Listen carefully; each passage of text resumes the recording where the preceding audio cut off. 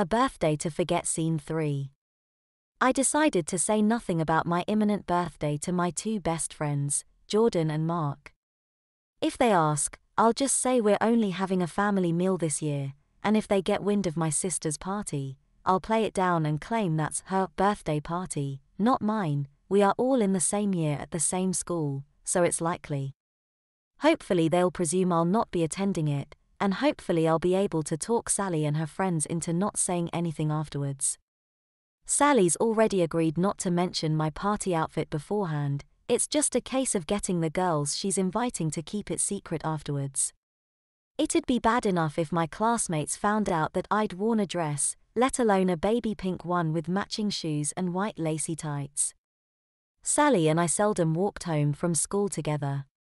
She tends to stick with her friends and I tend to stick with mine. We get along just fine, but we're about as far as you can get from identical twins. She's a girl and I'm a boy for a start. She listens to pop music whilst I prefer a rockier sound. I enjoy action films, she loves romantic comedies. I'm a normal boy and she's an old-fashioned girly girl, which in this day and age, can be quite an embarrassment. Today, however, I loiter by the school gates and wait for her. I spot her exiting the school building with friend Molly. They stand out because they're two of the few girls who still wear skirts for school. "You waiting for me, Pete?" Sally asked as she approached. Molly smiled and greeted me too. I suspected Sally had told her about my party outfit, but wasn't going to ask one way or the other. The three of us walked together for a while until Molly headed in her own direction. The moment she was out of earshot, I asked Sally if she'd told her. "No, course not," she insisted. "You sure?" I asked. Because the way she grinned at me, I suspected she knew something. Sally assured me that her lips were sealed and informed me that I'm their big surprise. "So, who else have you invited?" I asked. "Molly and Kirsten and Sarah Clark." "I don't know her," I interjected.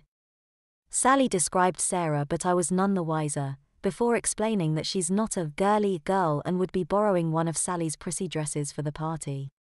"I kinda wish I was borrowing one of yours too." "That was the idea," she informed me. "Then Mum noticed the boys section in the back of one of my catalogs and figured you'd rather wear a boy's dress than a girl's one," she explained. "I'd have much rather borrowed a girl's dress." I sighed. "It seems like a lot of expense for just a few hours though," I stated. "Those pink shoes alone must cost 20 or 30 quid. "Well, my shoes wouldn't fit you, so you at least need your own," she said before asking how I was getting on with them. I described them as weird before adding that they are okay. It was weird when I finally took them off. I felt about 2 inches shorter. "Well, you would have been," she smiled. "I was impressed that you kept them on for so long. It was only a few hours, and I do need the practice if I'm going to carry it off." "Oh, it's great that you're making the effort," she said. "Are you looking forward to it?" "I'm looking forward to it all being over," I replied.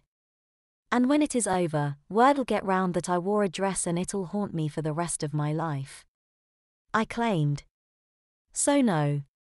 I'm dreading it." "It'll be fine," she insisted. I wasn't convinced. I asked who else she'd invited. "Melanie," she replied. "Cousin Melanie?" I asked. She nodded. "Oh, that means the whole family will find out too. It's just a dress, Peter, loads of boys dress as girls for Halloween and stuff."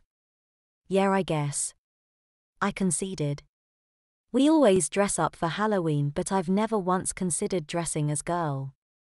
A zombie, vampire, mummy and Frankenstein's monster, yes, a girl, no, well, not until now. I expect the dress will still be in my wardrobe come autumn." "You know when you shave your legs?" I asked. "Yeah."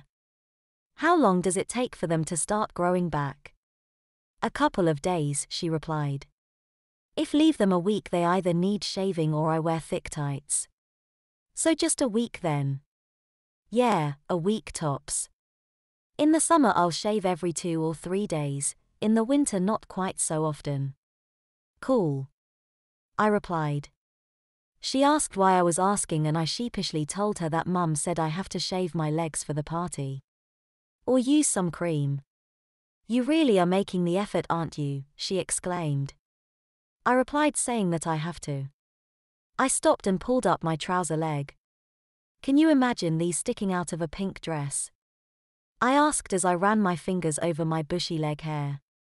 She giggled and said no, before informing that it might take a bit more than a week for them to grow back to that extent. Well, I'll just have to avoid shorts until they do. I figured. It's not a bad plan since we can wear shorts or tracksuit pants for PE, and I can opt out of swimming if I want. The fact that our cousin Melanie had been invited popped back into my head. Does Mel know that it's a pink party? I asked. Yep. Sally replied. Does she even own a dress? I asked. In our mother's youth, Melanie would have been called a tomboy, but in this day and age, she's a typical girl who generally shuns things like dresses, makeup, long hair and jewelry. Sally informed me that like Sarah, Melanie will also be borrowing one of her dresses. She can borrow mine if she wants, I suggested. Sally chuckled.